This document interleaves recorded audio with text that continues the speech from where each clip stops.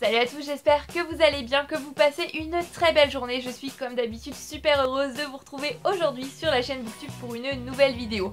Aujourd'hui c'est la première vidéo d'une assez longue série je pense, puisque je vais vous parler de ces auteurs dont j'ai envie de lire tous les livres. Et là vous vous dites peut-être mais pourquoi est-ce que tu fais une série de vidéos pour ça? Tu peux pas nous les citer tous dans une seule vidéo? Eh ben non, déjà parce que ma liste elle est quand même sacrément longue, donc cette vidéo risquerait de durer des heures et j'en ai pas trop envie, mais aussi parce que j'ai vraiment envie de me poser, de discuter du pourquoi du comment chacun de ces auteurs avec vous. Donc voilà, je vais prendre mon temps, je vais essayer de faire des vidéos pas trop longues. Aujourd'hui j'ai choisi de vous parler de 5 auteurs, 5 auteurs dont j'adore la plume, dont j'adore le style, j'adore l'univers, dont je suis tout simplement amoureuse et dont j'ai envie de lire tous les livres. On commence sans plus tarder en mettant directement les pieds dans le plat puisque je sais que c'est un sujet qui fâche et qui ne devrait absolument pas, puisque je vais commencer par vous parler de l'auteur Guillaume Musso. Voilà, c'est dit, j'ai envie de lire tous les livres de Guillaume Musso. Guillaume Musso c'est un auteur que j'adore et qui malheureusement je trouve est assez souvent dénigré. On considère ses livres un petit peu comme de la sous-littérature ou de la littérature de gare et ces deux termes m'horripilent au possible parce que pour moi déjà il n'y a pas de sous-littérature, il y a de la littérature pour différents goûts, pour différentes personnes si vous voulez, mais il n'y a pas de sous-lecteur, il n'y a pas de sous-littérature. Ça reviendrait à dire que si on lit un livre de Guillaume Musso pour le plaisir, parce qu'on aime son style, parce qu'on a envie d'évasion, on est un petit peu un débile qui ne peut pas lire un grand classique de la littérature, mais je dis tout simplement non et je tiens à refaire cette parenthèse parce que à chaque fois que j'entends des gens tenir ce genre de propos, ça m'énerve. On peut aimer lire du Guillaume Musso comme on peut aimer lire du Maupassant, les deux à la fois. Je le dis, j'adore lire des classiques, mais j'adore aussi parfois lire du Guillaume Musso, j'adore aussi parfois lire de la jeunesse, et je me considère pas pour autant comme une sous-lectrice. Je pense d'ailleurs que sous-lecteur ça n'existe pas non plus. Et des romans de gare c'est pareil, c'est un terme qui m'horripile. Est-ce que parce qu'on a acheté son livre dans une gare, ça devrait être un livre de mauvaise qualité, mal écrit? Je suis sûre que les livres qu'on achète dans les gares plaisent à beaucoup de monde. Et de toute manière, ils ont été édités, ils ont été publiés. Donc pour moi, ça veut dire qu'il y a quand même une certaine qualité derrière. Après, c'est comme tout livre, ça ne peut pas forcément plaire à tout le monde, mais c'est pas pour autant qu'on doit dénigrer l'auteur ou dénigrer les personnes qui lisent ces livres. Voilà, désolée, je me suis un petit peu enflammée sur ce coup-là, mais Guillaume Musso, moi c'est un auteur que j'aime beaucoup. C'est vrai que ses livres ne restent pas très longtemps dans ma mémoire, mais j'aime son écriture, je trouve qu'il sait toujours me transporter avec des fins qui me laissent toujours sur les fesses. Apparemment, ces derniers livres sortis, je les ai pas encore lus, mais les fins sont un petit peu moins bien, donc voilà, j'espère que je serai pas trop déçue au moment venu où je lirai ces livres-là. Et j'aime aussi la manière qu'a Guillaume Musso de mêler des éléments fantastiques dans notre monde réel, tout en nous faisant croire que c'est complètement plausible, que ça pourrait complètement arriver, alors qu'on sait au plus profond de nous que ce n'est absolument pas le cas.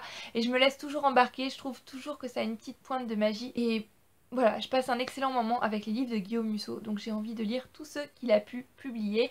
Pour le moment, j'ai lu Sauve-moi, dont je vous ai parlé il n'y a pas très longtemps sur la chaîne. Seras-tu là parce que je t'aime, et son grand classique, La fille de papier, qui est, je pense, au jour où je vous tourne cette vidéo, mon préféré, parce que là, la fin, c'était juste du chef-d'œuvre. C'est d'ailleurs un livre que je verrais très bien adapté au cinéma. Voilà, petite parenthèse à part. On a déjà les pieds en plein dans le plat, on est déjà rentré dans les sujets qui fâchent, donc autant continuer tout de suite sur ma lancée, n'est-ce pas? Vous vous en doutez, j'ai parlé de Guillaume Musso, et donc maintenant je vais vous parler de Marc Lévy. Encore une fois, Marc Lévy, auteur considéré comme de la sous-littérature, comme de la littérature de gare. On lit du Marc Lévy, ça veut dire qu'on n'a pas franchement de goût. Je ne vais pas repousser mon coup de gueule que j'ai repoussé il y a 5 minutes, mais je ne suis absolument pas d'accord avec ça, bien évidemment. Ce que j'aime chez Marc Lévy, c'est ces histoires qui savent toujours me toucher, même si c'est des histoires qui parfois n'ont rien d'extraordinaire, alors que parfois il remet quand même des petits éléments fantastiques qui me font un petit peu penser à Guillaume Musso. Mais je sais pas, je trouve qu'en plus c'est des histoires très touchantes, il a une belle écriture sans que ce soit rien de très poétique, de très extraordinaire, il y a quand même des belles citations. À chaque fois je blinde un petit peu mes livres de post-it parce qu'il y a plein de passages que j'aime énormément et je passe toujours encore une fois un très bon moment en lisant un livre de Marc Lévy entre deux lectures un petit peu plus lourdes. Je trouve que c'est parfait tout simplement. Est-ce que c'est des livres qui restent 15 ans dans ma mémoire? Pas forcément. Mais j'aime ça quand même et j'ai envie de découvrir tous les livres qu'il a pu écrire et j'ai de quoi faire puisqu'il en a quand même déjà sorti pas mal. Concernant ceux que j'ai lus, j'en ai déjà lu 5. Le premier, le tout premier Marc Lévy que j'ai lu, c'est 7 jours pour une éternité. J'ai lu quand j'étais en vacances, il me semble que c'était la rentrée où j'allais aller en 6e. Voilà, donc ça remonte quand même à quelques années. Ma mère l'avait acheté, j'avais terminé mon livre, donc j'avais lu celui-ci.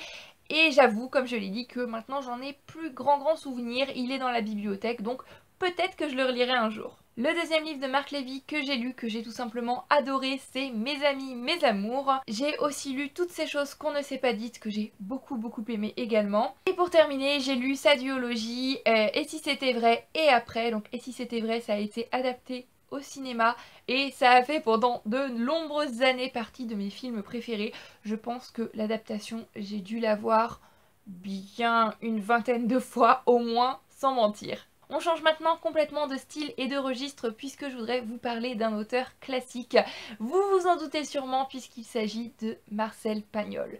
J'ai découvert Marcel Pagnol cette année en lisant La gloire de mon père, qui est le premier tome de sa saga des souvenirs, et là, le coup de foudre absolu. Je ne suis pas simplement tombée amoureuse de Marcel Pagnol, je pense que c'est encore plus fort que ça. Il a su m'immerger, me transporter, me toucher. Son écriture est tellement particulière, c'est pagnolesque, j'ai envie de dire, même si je pense que ce mot n'existe absolument pas. C'est magnifique et ça sent le sud, ça sent la chaleur du sud de la France, avec l'accent chantant, les cigales. Marcel Pagnol, c'est tellement bien. Et là vous dites peut-être, bah dans ce cas-là, pourquoi est-ce que tu n'as pas lu la suite de la saga? Eh bien tout simplement parce que j'ai envie de faire durer le plaisir le plus longtemps possible. J'adorerais me faire un marathon de tous les livres de Marcel Pagnol. Je pense que c'est impossible pour moi de faire une indigestion de Marcel Pagnol, mais j'ai vraiment envie de prendre mon temps, j'ai envie de savourer tous ces livres, de les découvrir un par un pendant des années et des années, parce que c'est tout simplement magnifique et je pense que j'aurais rien à dire de plus sur Marcel Pagnol. On reste dans les auteurs classiques, mais on part pour une époque complètement différente. Cette fois-ci, c'est une autrice qui m'amène toujours ce côté un petit peu Madeleine de Proust, puisqu'il s'agit de la Comtesse de Ségur. De la Comtesse de Ségur, je n'ai lu que pour le moment sa trilogie de Fleurville, qui est composée du livre Les Malheurs de Sophie, Les Petites Filles Modèles et Les Vacances. Et j'adore l'écriture de la Comtesse de Ségur, ce mélange à la limite entre le roman et le théâtre, puisque les dialogues sont mis en place un petit peu comme dans une pièce de théâtre. Ça se lit vraiment toujours tout seul, c'est doudou. Voilà, je trouve que pour moi, La Comtesse de Ségur, c'est le genre de livre parfait à lire lorsqu'il pleut dehors ou à lire en été sous un arbre à l'ombre. C'est le genre de lecture qui m'apporte toujours beaucoup de réconfort, même si je sais que pour certaines personnes, c'est des livres un petit peu trop moralisateurs, portés peut-être sur la religion, mais il ne faut pas oublier le contexte dans lequel ils ont été écrits. En tous les cas, moi j'ai hâte de découvrir toutes les œuvres de La Comtesse de Ségur, encore une fois, que je lis au compte-gouttes pour pouvoir faire durer le plaisir le plus longtemps possible. Et on termine cette vidéo qui finalement n'aura pas été aussi longue que je le pensais avec le dernier auteur, encore une fois un genre complètement différent puisqu'il s'agit d'Éric Emmanuel Schmitt. Éric Emmanuel Schmitt, c'est un livre que j'ai découvert au collège, il me semble, avec son livre Oscar et la Dame Rose, qui avait d'ailleurs été adapté au cinéma. J'adore l'adaptation, j'adore le livre que j'ai lu déjà 3-4 fois. À chaque fois, ça me bouleverse autant. J'avais adoré ce livre, mais j'en avais pas lu d'autres. Et arrivé au lycée, on nous avait demandé de lire L'Enfant de Noé, que là, j'ai adoré aussi, qui m'a encore beaucoup touchée. Ce que j'aime beaucoup dans le livre d'Éric Emmanuel Schmitt, c'est son aspect philosophie, puisqu'il me semble qu'il est philosophe quand même. Et toutes les réflexions qu'il va apporter concernant la religion. En plus de ça, c'est terriblement bien écrit, c'est des livres juste géniaux. Il en a écrit pas mal, donc je suis très heureuse de me dire que j'en ai encore tout plein à découvrir.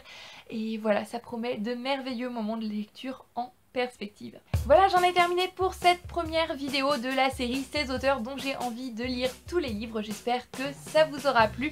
N'hésitez pas, vous, dans les commentaires, à me citer 5 auteurs dont vous voulez aussi lire tous les livres, que ce soit des auteurs contemporains, classiques, qui soient encore en vie, qui soient décédés. Quels sont les auteurs dont vous avez envie de découvrir toutes les œuvres, ces auteurs dont vous êtes profondément amoureux. Comme d'habitude, je vous fais à tous plein de bisous. Je vous souhaite une très belle mi-journée, soirée, quel que soit le moment auquel vous regardez cette vidéo. Je vous souhaite bien évidemment aussi de très belles lectures. En attendant la prochaine vidéo sur la chaîne Booktube, eh bien, je vous dis à bientôt. Bye bye.